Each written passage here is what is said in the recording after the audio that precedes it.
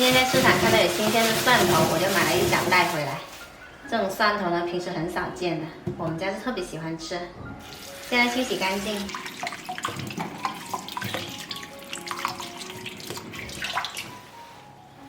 顺便还买了一块上好的五花肉，把它切成大块。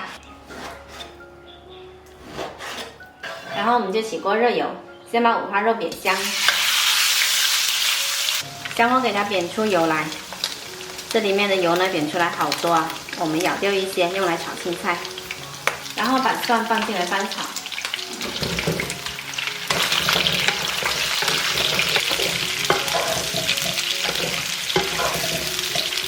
把蒜炒香了之后，就可以来调味，加入生抽、蚝油、少许冰糖、一点点盐、少许胡椒粉，翻炒香。炒到冰糖融化了，就给它放到砂锅里来焖。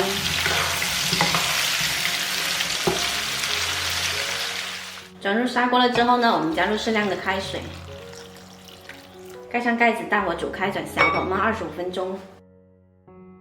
时间到啦，我们的蒜焖五花肉就做好啦，特别香哦！这五花肉它吸足了蒜香，吃起来超过瘾。买得到这种蒜的朋友，赶紧做起来吧，吃得超过瘾哦！